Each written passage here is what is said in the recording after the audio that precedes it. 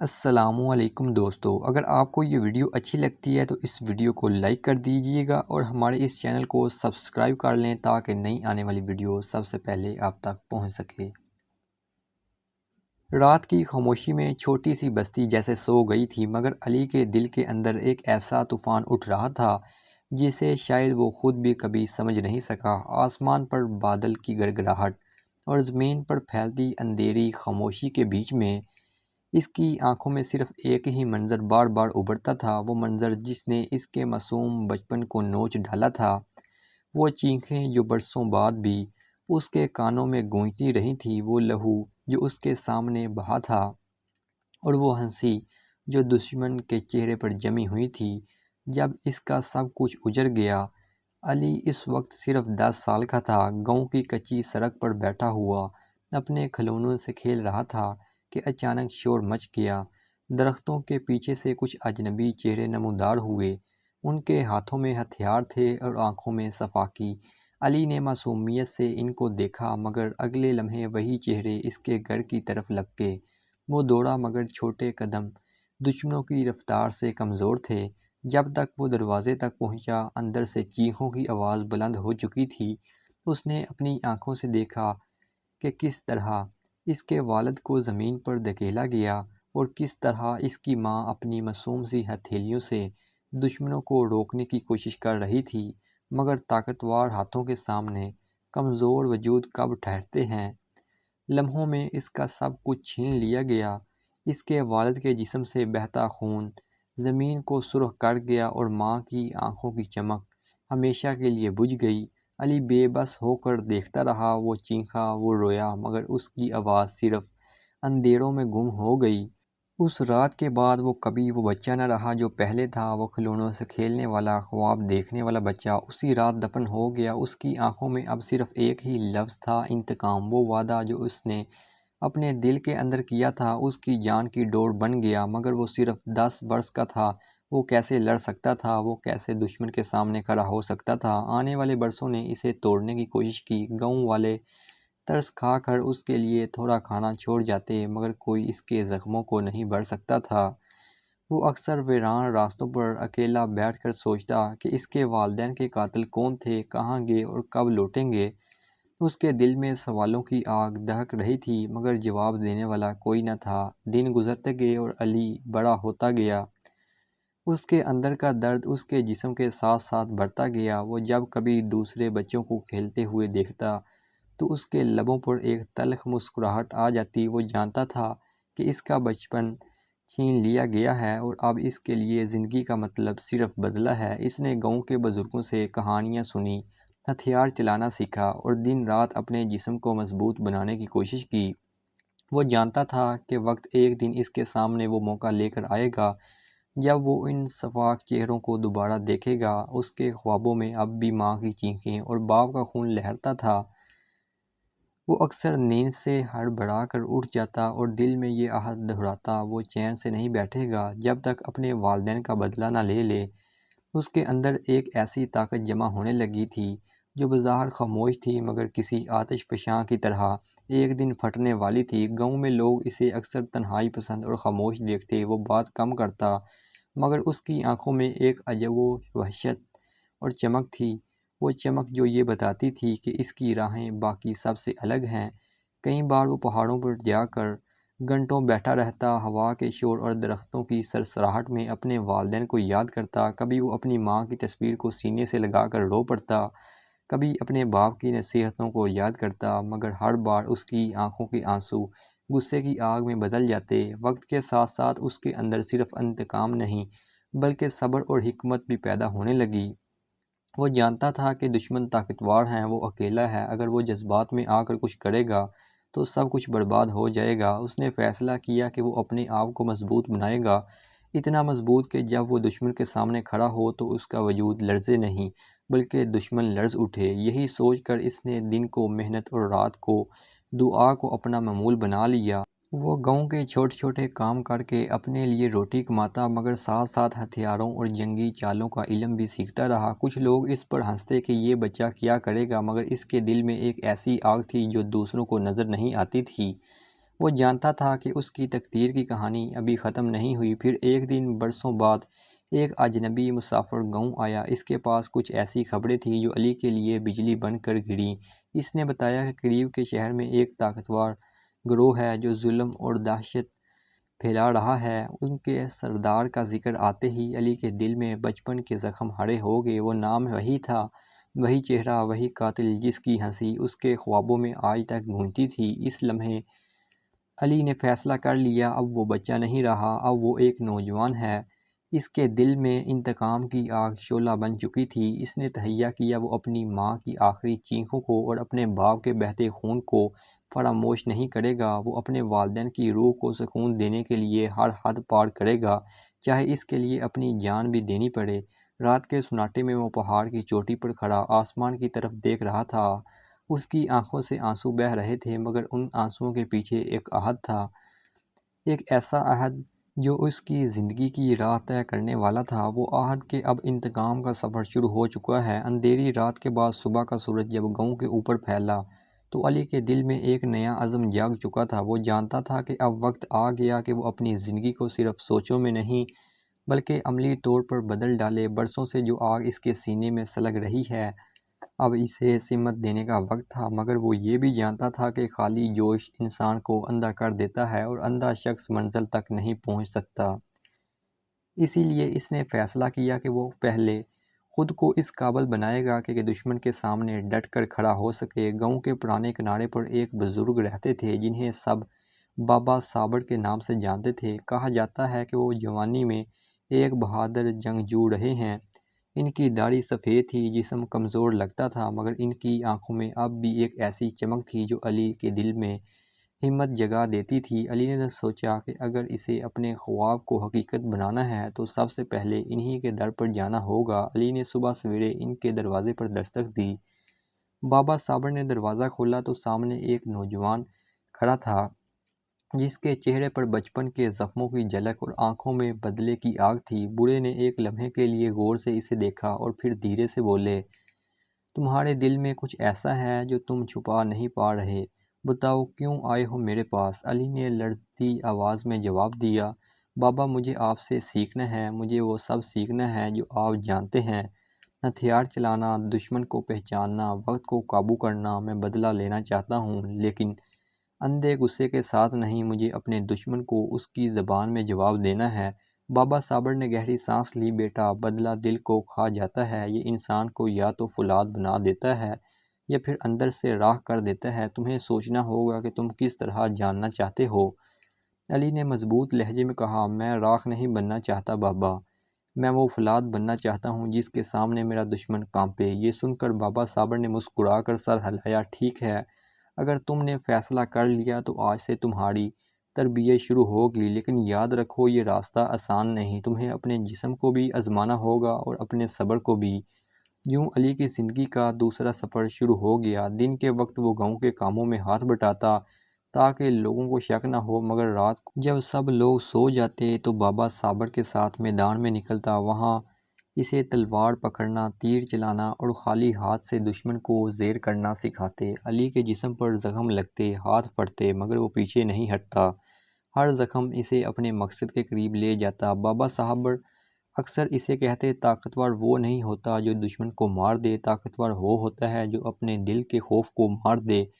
تمہیں سب سے پہلے اپنے اندر کے اندھیروں کو ہرانا ہوگا۔ علی ان کی باتوں کو دل سے سنتا۔ وہ جانتا تھا کہ اصل جنگ میدان میں نہیں بلکہ اپنے اندر لڑی جاتی ہے۔ کبھی کبھی جب تھکن سے اس کا جسم جواب دے دیتا تو وہ پہاڑ کی چوٹی پر جا کر آسمان کو دیکھتا اور اپنے والدین کو یاد کرتا۔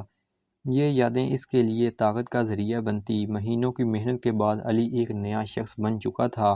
اس کے قدم مضبوط تھے، ہاتھوں میں طاقت تھی اور دل میں یقین۔ اب وہ بچہ نہیں رہا تھا جو گاؤں کے کچے راستوں پر روتا پھرتا تھا، اب وہ ایک جوان تھا جس کا مقصد صاف تھا۔ پھر ایک دن بابا صابر نے اسے بٹھا کر کہا، علی اب تم نے وہ سب کچھ سیکھ لیا ہے جو میں جانتا تھا، لیکن یاد رکھو بدلہ لینے کے لیے صرف ہتھیار کافی نہیں ہوتے۔ دشمن کو مار دینا آسان ہے لیکن دشمن کو اس کے غرور سمیت توڑنا مشکل ہے۔ جب تم آگے بڑھو تو یاد رکھنا کہ تمہارا ہر قدم صبر اور عقل کے ساتھ ہو۔ علی نے ان کے قدم چھوئے اور عہد کیا، میں وعدہ کرتا ہوں کہ اپنے والدین کا بدلہ صرف غصے سے نہیں بلکہ حکمت اور طاقت سے لوں گا۔ اسی رات علی نے فیصلہ کیا کہ اب وقت آ گیا ہے کہ وہ اپنے دشمن کی تلاش شروع کرے۔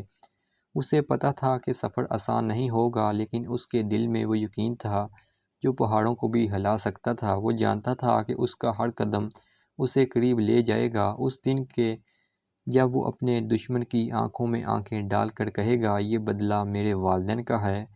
علی نے اپنی ماں کی تصویر کو سینے سے لگایا، باپ کی نصیحت کو یاد کیا اور گاؤں کی خاموش گلیوں سے نکل گیا۔ اس کے قدم ایک نئی منزل کی طرف بڑھ رہے تھے، وہ منزل جو خون اور آگ سے گزر کر اسے اپنے وعدے کی تکمیل تک لے جائے گی۔ رات گہری ہو چکی تھی، علی گاؤں سے نکل کر ایک اجنبی راستے پر چل پڑا تھا۔ آسمان پر چاند مدھم روشنی بکھیر رہا تھا اور ہوا میں ایک عجیب سا سناٹا چھایا ہوا تھا۔ اس کے قدم مضبوط تھے مگر دل میں ہلکی سی بے چینی بھی موجود تھی۔ یہ سفر آسان نہیں تھا مگر اس نے حوصلے کا لبادہ اوڑھ لیا تھا۔ گاؤں سے باہر نکلتے ہی اس نے پہلی بار یہ محسوس کیا کہ اب وہ تنہا ہے، نہ بابا صابر کی رہنمائی، نہ گاؤں کی محفوظ حدیں۔ اب آگے صرف خطرے تھے، مگر وہ جانتا تھا کہ اگر اس نے اپنے والدین کا خون یاد رکھا تو یہ تنہائی بھی طاقت بن جائے گی۔ راستے میں ایک چھوٹا سا قصبہ آیا، علی نے وہاں پڑاؤ ڈالا۔ قصبے کی تنگ گلیوں سے گزرتے ہوئے اس نے کئی اجنبی چہروں کو دیکھا۔ کچھ لوگ سیدھی نظریں ملاتے ہی سر جھکا لیتے، کچھ اجنبی مسافر کو شک بڑی نگاہوں سے دیکھتے۔ علی نے زیادہ بات نہ کی، وہ جانتا تھا کہ ایک غلط لفظ بھی دشمن کے کانوں تک پہنچ سکتا ہے۔ اسی دوران ایک بوڑھا شخص ملا جو بازار کے کونے پر پرانی کتابیں بیچ رہا تھا۔ علی نے یوں ہی کتابوں پر نظر ڈالی تو ایک کتاب پر رک گیا۔ اس پر لکھا تھا، وہ راز جو دشمن کو کمزور کرتا ہے۔ علی نے کتاب خریدی اور رات کو سرائے کے کمرے میں بیٹھ کر پڑھنے لگا۔ کتاب میں ایک نکتہ لکھا تھا، دشمن کی سب سے بڑی کمزوری اس کا غرور ہے۔ اگر تم اس کے غرور کو توڑ دو تو اس کی طاقت خود بخود مٹی میں مل جائے گی۔ یہ الفاظ علی کے دل کو چھو گئے۔ اس نے فیصلہ کیا کہ وہ صرف دشمن کو مارے گا نہیں بلکہ اس کے غرور کو ریزہ ریزہ کرے گا۔ اگلی صبح قصبے میں ایک شور اٹھا۔ لوگ کہہ رہے تھے کہ سردار کامران کے کرندے آس پاس کے گاؤں اور قصبوں میں لوگوں کو ڈرا رہے ہیں، ان سے زبردستی ٹیکس وصول کر رہے ہیں۔ علی کے کانوں میں کامران کا نام بجلی بن کر گرا۔ یہ وہی شخص تھا جس کا سایہ اس کے ماضی کے زخموں پر پڑا تھا۔ علی کے دل میں طوفان اٹھا۔ وہ جانتا تھا کہ ابھی وہ براہ راست مقابلہ نہیں کر سکتا، مگر یہ بھی سمجھ گیا کہ اس کے دشمن کے آدمی قریب ہیں۔ رات کو علی خاموشی سے قصبے کے کنارے گیا جہاں کرندوں نے ڈیرے ڈال رکھے تھے۔ وہ اندھیرے میں چھپ کر ان کی حرکات دیکھتا رہا۔ یہ لوگ طاقت کے نشے میں تھے، اونچی آواز میں قہقہے لگاتے اور معصوم لوگوں کے بارے میں حقارت سے بات کرتے۔ علی کے ہاتھ تلوار کے دستے پر جم گئی، مگر پھر اسے بابا صابر کی بات یاد آئی، طاقتور وہ نہیں جو جلد بازی کرے، طاقتور وہ ہے جو وقت کے انتظار کو ہتھیار بنائے۔ علی نے ضبط کیا اور چپ چاپ واپس لوٹ آیا، مگر اس کے دل میں یہ فیصلہ پکا ہو گیا، وہ اپنے سفر کا پہلا وار انہی کرندوں پر کرے گا۔ وہ جانتا تھا کہ دشمن کو کمزور کرنے کے لیے ضروری ہے کہ اس کے سپاہی پہلے خوفزدہ ہوں۔ اگلے دن علی نے قصبے کے کچھ نوجوانوں سے ملاقات کی۔ یہ وہ لڑکے تھے جو کرندوں کی زیادتیوں سے تنگ تھے مگر ڈر کی وجہ سے خاموش تھے۔ علی نے ان کے دلوں میں ہمت جگائی۔ اس نے انہیں بتایا کہ اگر وہ اکٹھے ہو جائیں تو دشمن کے کرندے ان کا کچھ نہیں بگاڑ سکتے۔ شروع میں وہ ہچکچائے لیکن علی کی آنکھوں میں ایک عزم دیکھ کر وہ تیار ہو گئے۔ رات کو جب سردار کے کرندے اپنے خیموں میں شراب پی رہے تھے تو علی اور وہ نوجوان ان کے گھوڑے چرا کر لے گئے۔ صبح جب کرندے جاگے تو گھوڑے غائب تھے۔ انہوں نے شور مچایا مگر کچھ نہ کر سکے۔ یہ علی کی پہلی جیت تھی۔ یہ چھوٹا سا وار کرندوں کے غرور پر کھاری ضرب تھا۔ قصبے کے لوگوں کے دلوں میں امید جاگ اٹھی کہ شاید ظلم کے دن ختم ہونے والے ہیں۔ علی نے یہ سب دیکھ کر محسوس کیا کہ بدلے کی جنگ صرف اس کی نہیں بلکہ ان سب کی ہے جن پر ظلم ہوا ہے، لیکن اس کامیابی کے ساتھ خطرہ بھی بڑھ گیا۔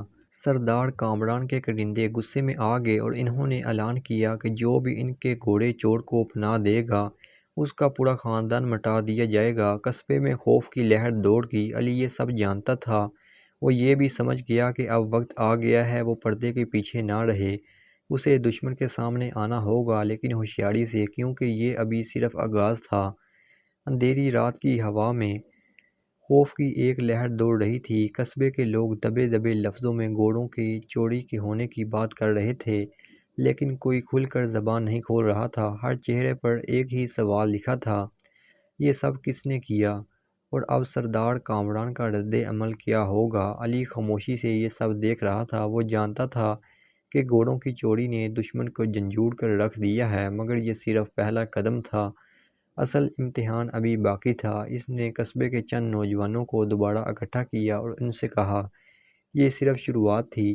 اگر ہم رک گئے تو دشمن ہم سب کو ایک ایک کر کے ختم کر دے گا۔ ہمیں آگے بڑھنا ہوگا۔ نوجوانوں کے دل میں ڈر اب بھی موجود تھا۔ ایک نے کہا، اگر سردار کامران کو پتہ چل گیا ہم نے یہ سب کیا ہے تو وہ پورے قصبے کو جلا ڈالے گا۔ علی نے اس کی آنکھوں میں دیکھتے ہوئے کہا، ظلم کا مقابلہ کرنے والے ہمیشہ خطرے میں ہوتے ہیں، لیکن جو خاموش رہتے ہیں وہ کبھی عزت سے نہیں جیتے۔ اگر تمہارے دل میں خوف ہے تو تم آزاد نہیں ہو سکتے۔ یہ الفاظ سیدھا ان کے دلوں میں اتر گئے۔ وہ خاموش ہو گئے، مگر ان کی آنکھوں میں ایک نئی روشنی ابھر آئی۔ اسی دوران ایک خبر قصبے میں پہنچی۔ کہا گیا کہ سردار کامران نے اپنے سب سے قریبی آدمی اکرم کو یہاں بھیجا ہے تاکہ وہ چور کو ڈھونڈے۔ اکرم ایک بے رحم شخص تھا۔ اس کا نام سنتے ہی لوگوں کے چہرے زرد پڑ گئے۔ وہ نہ صرف تیز دماغ کا مالک تھا، بلکہ صفاقی میں بھی بے مثال سمجھا جاتا تھا۔ اکرم کے آنے کے بعد قصبے میں کرفیو سا لگ گیا۔ وہ اپنے آدمیوں کے ساتھ گلیوں میں گھومتا، گھروں پر دھاوا بولتا، ہر جگہ دھمکیاں دیتا۔ علی جانتا تھا کہ اگر اکرم کو تھوڑا بھی شک ہوا تو وہ معصوم لوگوں کو نقصان پہنچائے گا۔ علی کے سامنے ایک مشکل فیصلہ تھا، کیا وہ پردے کے پیچھے رہے یا سامنے آ کر اکرم کو جواب دے؟ اسی رات علی نے قصبے کے کچے مکانوں کے پیچھے ایک خفیہ میٹنگ بلائی۔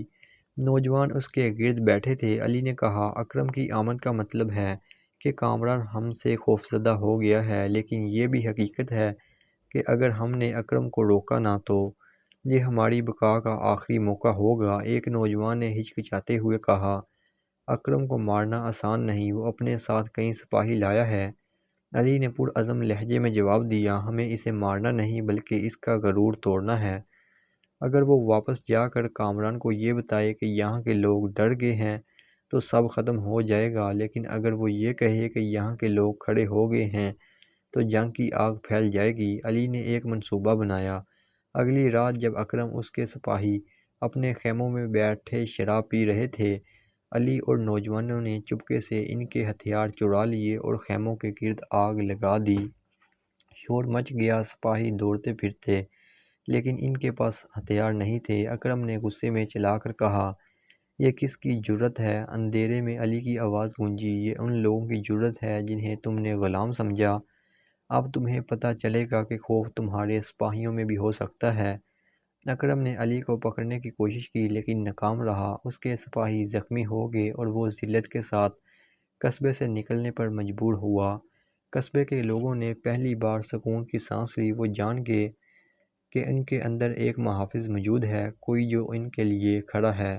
علی کے لیے یہ جیت بڑی تھی، لیکن وہ جانتا تھا کہ اصل جنگ ابھی شروع ہوئی ہے۔ اکرم کے جانے کے بعد سردار کامران کا غصہ آسمان کو چھونے لگا۔ اس نے قسم کھائی کہ وہ اس شخص کو زندہ نہیں چھوڑے گا جو اس کے غرور کو چیلنج کر رہا ہے۔ اور یہ وہ لمحہ تھا جب علی اور کامران کی دشمنی ایک نئے موڑ پر داخل ہو گئی۔ علی رات کو اپنے کمرے میں بیٹھا سوچ رہا تھا۔ اس کے ذہن میں والدین کے خون کے منظر پھر سے گھومنے لگے۔ اس نے آسمان کی طرف دیکھا اور کہا، ابھی یہ سفر شروع ہوا ہے۔ جب تک تمہارا غرور ٹوٹ نہ جائے میرا انتقام ادھورا رہے گا کامران۔ رات کی خاموشی میں قصبے پر ایک عجیب سا سکوت چھایا ہوا تھا۔ لوگ اپنے گھروں کے اندر دب کے بیٹھے تھے، مگر ان کے دلوں میں ایک نئی امید جاگ اٹھی تھی۔ پہلی بار انہوں نے دیکھا تھا کہ طاقتور کو بھی جگایا جا سکتا ہے۔ علی کی بہادری کی باتیں ہر زبان پر تھیں، لیکن ساتھ ہی خوف بھی بڑھ رہا تھا، کیونکہ سب جانتے تھے کہ سردار کامران اپنی شکست کبھی برداشت نہیں کرے گا۔ کامران کے قلعے میں اس وقت آگ بھڑک رہی تھی، مگر یہ آگ کسی لکڑی کی نہیں تھی بلکہ اس کے غرور اور غصے کی تھی۔ اکرم کے ذلت امیز انجام نے اس کی راتوں کی نیند چھین لی تھی۔ وہ اپنے تخت پر بیٹھا بار بار مٹھی بھینچ رہا تھا، اس کی آنکھوں میں خون اتر آیا تھا۔ وہ لڑکا، وہ کون ہے جس نے میری سلطنت کو للکارنے کی جرأت کی؟ وہ گھبرایا۔ اکرم اس کے سامنے سر جھکائے کھڑا تھا، اس کے زخم ابھی تازہ تھے، چہرے پر مایوسی اور شرمندگی چھائی ہوئی تھی۔ سردار، میں نے اپنی پوری کوشش کی، لیکن وہ لڑکا اور اس کے ساتھی وہ عام لوگ نہیں لگتے۔ ان کے دل میں کوئی ایسی آگ ہے جو بجھائی نہیں جا سکتی۔ کامران نے زور سے تخت پر ہاتھ مارا۔ آگ ہو یا طوفان، میں ان سب کو کچل ڈالوں گا، ان کے گاؤں کو زمین کے نقشے سے مٹا دوں گا۔ پھر وہ لمحہ بھر خاموش ہوا، جیسے کوئی اور سوچ ذہن میں آیا ہو، لیکن نہیں، اگر میں ابھی سب کچھ تباہ کر دوں گا تو باقی لوگ بھی بغاوت کر اٹھیں گے، اس وقت مجھے عقل سے کام لینا ہوگا۔ اس لمحہ اس نے اپنے دوسرے کرندے شاہ میر کو بلایا، جو اپنی چالاکی اور دھوکہ بازی کے لیے مشہور تھا۔ شاہ میر، تم جاؤ اور اس گاؤں کے لوگوں میں پھوٹ ڈالو، انہیں آپس میں لڑاؤ تاکہ وہ ایک دوسرے پر ہی شک کرنے لگیں۔ جب وہ ایک دوسرے کے دشمن بن جائیں گے تو علی اکیلا رہ جائے گا، اور تب میں اسے اپنے سامنے گھسیٹ کر لاؤں گا۔ شاہ میر نے مسکراتے ہوئے سر ہلایا۔ سردار، فکر نہ کریں، میں ان کے اندر ایسی آگ لگا دوں گا کہ وہ خود ہی ایک دوسرے کا خون بہا دیں گے۔ اگلے دن قصبے میں عجیب سا افواہیں پھیلنے لگیں۔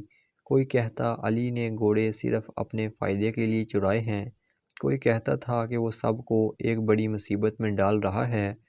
کچھ لوگ تو یہاں تک کہنے لگے کہ علی دراصل کسی اور طاقت کے لیے کام کرتا ہے۔ علی ان باتوں کو سنتا رہا، مگر اس کے چہرے پر غصے کے بجائے سکون تھا۔ اس نے اپنے قریب کے ساتھیوں کو اکٹھا کیا اور کہا، دشمن تلوار سے نہیں بلکہ ہمارے دلوں میں نفرت ڈال کر جیتنا چاہتا ہے۔ اگر ہم ایک دوسرے پر شک کرنے لگے تو ہم خود کو ہار جائیں گے۔ ہمیں یہ سمجھنا ہوگا کہ ہمارا دشمن باہر ہے، نہ کہ ہم میں سے کوئی۔ لیکن سب نوجوان اتنے پرعزم نہ تھے۔ دو گروہ بننے لگے، ایک وہ جو علی کے ساتھ کھڑے تھے اور دوسرا وہ جو خوفزدہ ہو کر سمجھتے تھے کہ شاید یہ سب کچھ چھوڑ دینا ہی بہتر ہے۔ اسی دوران ایک اور صدمہ آیا۔ شاہ میر نے ایک رات خاموشی سے گاؤں کے دو نوجوانوں کو قتل کر دیا اور الزام علی پر ڈال دیا۔ صبح جب لاشیں ملی تو پورا گاؤں ہل گیا، لوگ چیخنے لگے، عورتیں بیان کرنے لگیں، کچھ غصے سے چلانے لگے، یہ سب اس لڑکے کی وجہ سے ہوا ہے، اگر وہ نہ ہوتا تو یہ خون نہ بہتا۔ علی نے سب کے سامنے کھڑے ہو کر کہا، میرا ان قتلوں سے کوئی تعلق نہیں، دشمن ہمیں آپس میں لڑانا چاہتا ہے۔ اگر تم لوگ میری بات پر یقین نہیں کرتے تو کم از کم یہ سوچو کہ ان نوجوانوں کے دشمن کون تھے۔ لیکن اس کی بات پر سب نے یکدم یقین نہیں کیا۔ کئی لوگ شک کی نظر سے اسے دیکھنے لگے۔ یہ وہ لمحہ تھا جب علی نے پہلی بار محسوس کیا کہ دشمن کی سب سے بڑی چال تلوار نہیں بلکہ انسانوں کے دلوں میں زہر گھولنا ہے۔ رات کو وہ تنہا بیٹھا، آسمان کی طرف دیکھ رہا تھا۔ اے اللہ، مجھے طاقت دے کہ میں اپنی قوم کو بچا سکوں۔ اگر یہ بکھر گئے تو میرا انتقام بھی ادھورا رہ جائے گا اور میرے والدین کی قربانی بھی بیکار ہو جائے گی۔ اسی وقت ایک نیا فیصلہ اس کے دل میں جاگا، اگر دشمن دھوکے سے لڑ رہا ہے تو مجھے بھی اپنی چالاکی دکھانی ہوگی۔ وقت آ گیا ہے کہ میں شاہ میر کو بے نقاب کروں تاکہ سب کو سچائی دکھائی دے۔ اور یوں علی نے ایک نئی جنگ کی تیاری شروع کی، ایک ایسی جنگ جو تلواروں سے نہیں بلکہ سچ اور جھوٹ کے درمیان لڑی جانے والی تھی۔ رات کی تاریکی میں گاؤں پر ایک عجیب سا بوجھ سا لٹکا ہوا تھا۔ ہر گھر کے دروازے پر خاموشی تھی، لیکن اندر لوگوں کے دل خوف اور شک سے بھرے ہوئے تھے۔ وہ سوچ رہے تھے کہ آخر یہ سب ہو کیا رہا ہے؟ کل تک جو سب ایک تھے، آج ان کے درمیان فاصلے کیوں بڑھنے لگے ہیں؟ علی کو یہ سب اپنی آنکھوں سے دکھائی دے رہا تھا، اس کے دل پر بوجھ تھا، مگر وہ جانتا تھا کہ اگر اس وقت پر کمزور پڑ گیا تو دشمن کامیاب ہو جائے گا۔ اس رات علی نے اپنے قریبی دوستوں کو اکٹھا کیا، ان میں حسن، فرید اور یاسین شامل تھے۔ علی نے ان سے کہا، ہمیں اب صرف لڑائی کے لیے نہیں بلکہ ایک منصوبے کے لیے تیار ہونا ہوگا۔ دشمن نے ہم پر الزام لگا دیا ہے اور اگر ہم خاموش رہے تو لوگ ہمیں ہی قصوروار سمجھیں گے۔ ہمیں انہیں دکھانا ہوگا کہ اصل قاتل کون ہے۔ حسن نے پریشانی سے کہا، لیکن علی شاہ میر بہت چلاک ہے، اس کے پاس سردار کامران کا سہارا ہے۔ اگر ہم اس پر سیدھا الزام لگائیں گے تو لوگ کہیں گے کہ ہم جھوٹ بول رہے ہیں۔ علی نے گہری سانس لی، ہاں، اسی لیے ہمیں ثبوت کی ضرورت ہے۔ ہمیں ایسے شواہد چاہیے جو ان کے منہ بند کر دیں۔ یہ طے پایا کہ وہ شاہ میر پر نظر رکھیں گے۔ اگلے دن علی نے اپنے دو ساتھیوں کو شاہ میر پر نظر رکھنے کا کہا۔ شاہ میر پر نظر رکھنے کے بعد حسن اور فرید کو شک پکا ہو گیا کہ وہ کسی بڑے کھیل میں شامل ہے۔ رات کے اندھیرے میں وہ اکثر چپکے سے پرانے گودام کی طرف جاتا۔ علی نے فیصلہ کیا کہ اب وہ سب کچھ اپنی آنکھوں سے دیکھے گا۔ اگلی رات وہ تینوں گودام کے قریب جا پہنچے۔ ہوا میں نمی اور خاموشی چھائی ہوئی تھی۔ گودام کے اندر ہلکی روشنی تھی اور شاہ میر کسی شخص کے ساتھ فائلوں کا تبادلہ کر رہا تھا۔ ان کے کانوں میں صرف یہی الفاظ پڑے، یہ ثبوت کسی کے ہاتھ نہ لگے ورنہ سب کچھ ختم ہو جائے گا۔ علی نے فرید کو سرگوشی میں کہا، یہی موقع ہے، ہمیں کچھ نہ کچھ حاصل کرنا ہوگا۔ لیکن اسی لمحے ایک لکڑی کے ڈبے کے گرنے سے شور مچ گیا اور شاہ میر چونک کر دروازے کی طرف لپکا۔ حسن اور فرید نے تیزی سے اس کا پیچھا کیا مگر شاہ میر فائل کو سینے سے لگا کر اندھیروں میں بھاگ گیا۔ علی نے پیچھے رہ کر دوسرے شخص کو قابو کر لیا۔ وہ کانپتی ہوئی آواز میں بولا، مجھے جانے دو، میں سب سچ بتاتا ہوں۔ علی نے سخت لہجے میں پوچھا، کون ہے اس کھیل کے پیچھے؟ وہ بولا، یہ سب سردار کامران کا منصوبہ ہے، شاہ میر اس کا اعلی کار ہے۔ یہ فائلوں میں زمینوں پر قبضے اور ناجائز سودے کے کاغذات ہیں۔ یہ سن کر علی کے دل میں غصے کی لہر دوڑ گئی۔ اس نے اجنبی کو شہر کے چند معتبر لوگوں کے سامنے پیش کرنے کا فیصلہ کیا تاکہ کوئی کہہ نہ سکے کہ یہ سب جھوٹ ہے۔ دوسری طرف حسن اور فرید تھکے ہارے واپس لوٹے۔ وہ شاہ میر کو تو نہ پکڑ سکے لیکن علی کے ہاتھ لگی گواہی ان سب کے لیے کافی تھی۔ فرید نے کہا، اب ہم اسے چھپا نہیں سکتے، سب کے سامنے سچ آنا چاہیے۔ اگلے دن شہر کے بزرگوں اور عوام کے سامنے وہ شخص کھڑا تھا۔ کانپتے ہوئے اس نے ہر راز کھول دیا۔ لوگ حیرت اور غصے میں آ گئے۔ برسوں سے جنہیں اپنا سہارا سمجھتے تھے وہی اصل میں ان کے خواب توڑنے والے نکلے۔ علی نے بلند آواز میں کہا، ہم نے سچ کے لیے قربانیاں دی ہیں، یہ زمینیں اب ان کے پاس نہیں رہیں گی جو ظلم کے بل بوتے پر قبضہ کرتے تھے۔ لوگوں کے نعرے گونجنے لگے اور سردار کامران کا غرور زمین بوس ہونے لگا۔ چند دنوں میں شاہ میر بھی بے نقاب ہو گیا۔ اب کوئی اس پر یقین کرنے کو تیار نہ تھا۔ سردار کامران کے خلاف مقدمات کھل گئے اور عوام نے نئی زندگی کی طرف قدم بڑھایا۔ علی، حسن اور فرید نے سکون کا سانس لیا۔ شہر کے ٹوٹے خواب آہستہ آہستہ جڑنے لگے۔ لوگ جان گئے کہ محبت اور سچائی ہی اصل طاقت ہے۔ علی نے آسمان کی طرف دیکھا اور کہا، یہ شہر اب خوابوں کا قاتل نہیں، امیدوں کا چراغ بنے گا۔